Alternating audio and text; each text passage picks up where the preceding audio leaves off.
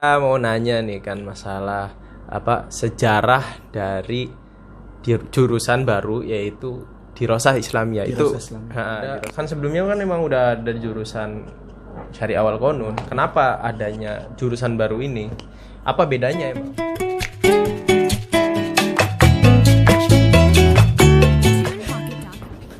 Assalamualaikum warahmatullahi wabarakatuh. Di video kali ini kita akan ngobrol dengan tamu yang spesial. Jadi beliau ini merupakan salah satu alumni pertama dari jurusan Dirosah Islamiyah. Dan karena ini alumni pertama, kita tidak tahu gimana ceritanya, sejarahnya, maka kita akan ngobrol juga dengan beliau, yaitu Ahmad Hasanusi LC. Masya Allah. Gimana kabarnya Mas Hasanusi? Alhamdulillah, kabar baik. Alhamdulillah baik, alhamdulillah. Antum gimana nih kabarnya? Alhamdulillah baik, alhamdulillah. Nah, kita mau nanya nih kan masalah sejarah dari jurusan baru yaitu Dirosah Islamiyah.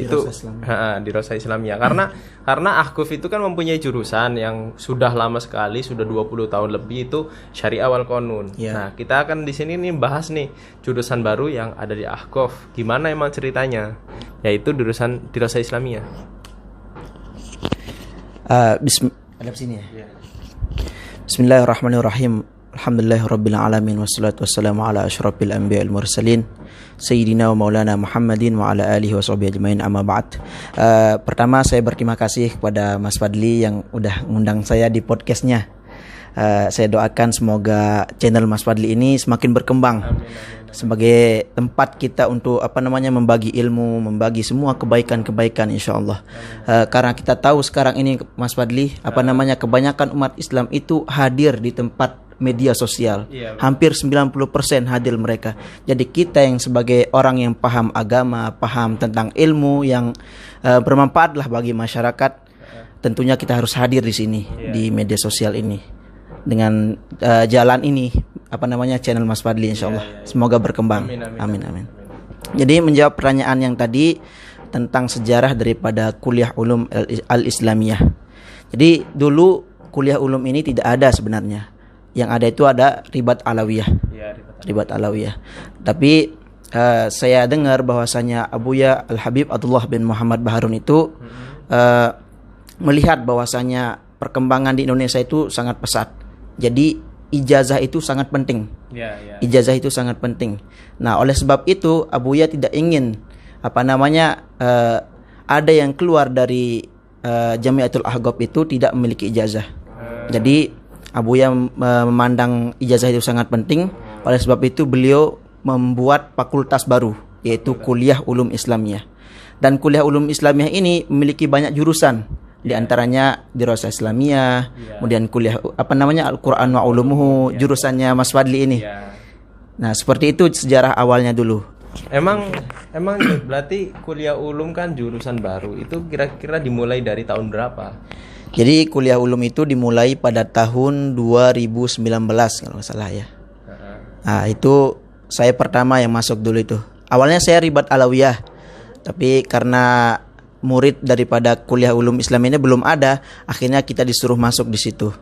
Akhirnya saya mulai ikut daftar, kemudian masuk Kuliah Ulum Islamiyah dan mengambil jurusan Dirosah Islamiyah waktu itu.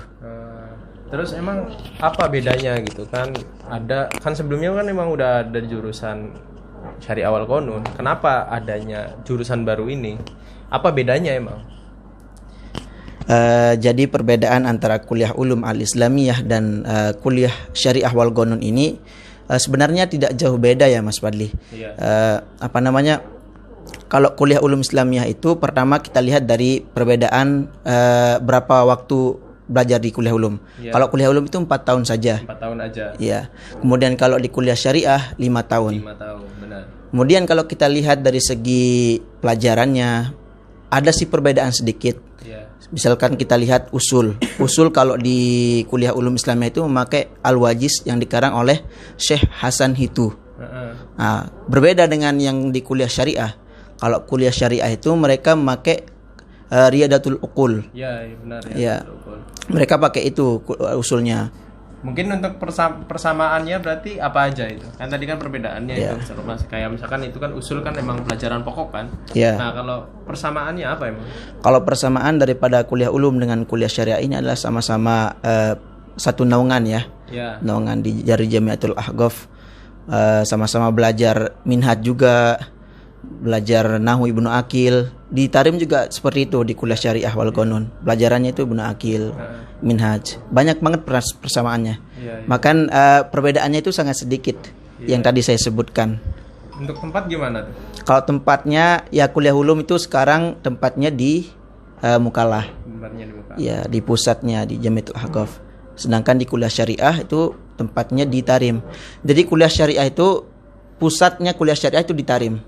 Pusatnya kuliah syariah di Tarim. Ya, kuliah syariah di Tarim. Dan di Tarim aja sekarang udah banyak tambah fakultas lagi.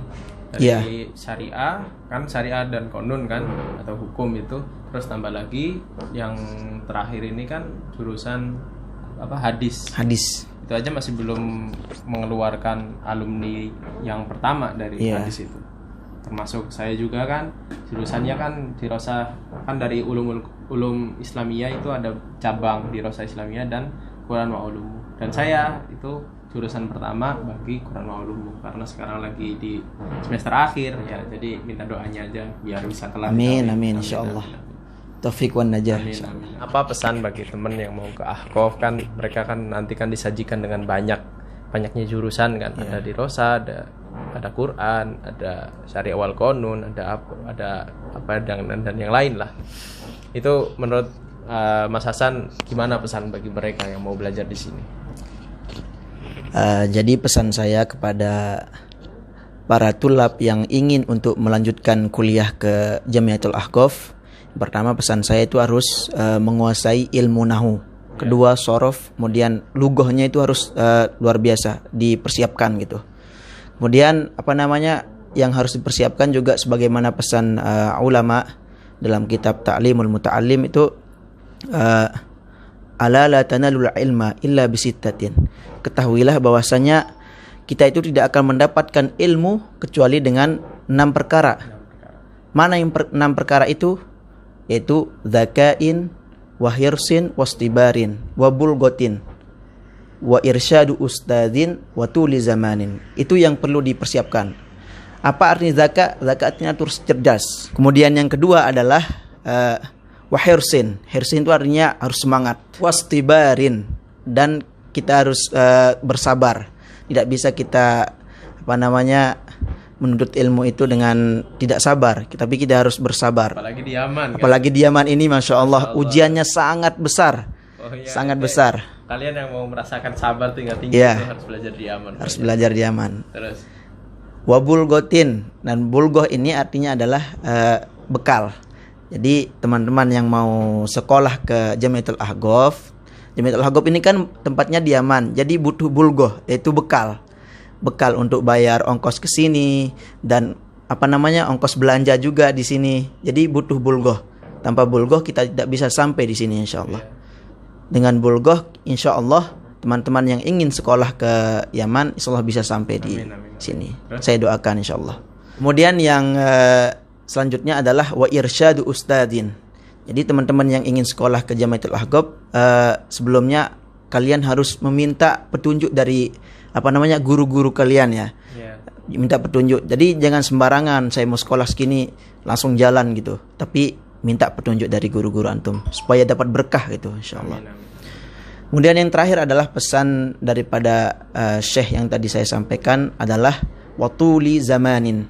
Itu dalam waktu yang lama, tempo yang lama gitu. Tidak bisa 1 tahun, 2 tahun, 3 tahun, harus lebih lama gitu. Minimal 5 tahun atau 4 tahun lah insyaallah. Jadi waktunya harus panjang. Itu saja mungkin pesan saya untuk teman-teman yang ingin sekolah di Jamiatul Ahqaf. Mungkin tambahan pesan dari saya kayak misalkan kalian ya kalau mau ke Jamiatul Ahqaf, pilihlah jurusan yang sesuai dengan kalian bisa. Misalkan kalian pengennya Quran, ya udah nggak apa-apa ambil Quran. Misalkan mau hadis bisa juga ngambil hadis. Misalkan maunya hukum, ada juga masalah hukum, tapi hukum-hukumnya dengan hukum-hukum Islam, hukum-hukum Yaman, nggak hukum-hukum seperti kita kalau di Indonesia kan belajar kan hukum-hukum dari Indonesia. Karena kalau di sini kita harus belajar hukum-hukum yang dari Yaman juga. Jadi emang ya gimana lagi kita belajar hukum di negara orang. Tapi kan intinya sama, yaitu hukum dalam menerapkan syariat Allah. Dan mungkin itu saja pesan-pesan bagi kita, bagi teman-teman yang mau ke sini. Semoga diberi kemudahan, diberi kelancaran dalam ujiannya. Ya mungkin ujian masuk Ahqaf itu nggak jauh-jauh dari pertama menguasai fikih, kedua menguasai nahwu dan wawancara pakai bahasa Arab. Karena apa? Karena kita belajar di sini tuh pakai bahasa Arab gitu. Bahasa Arab. Semua ngomong pakai bahasa Arab, di kelas pakai bahasa Arab.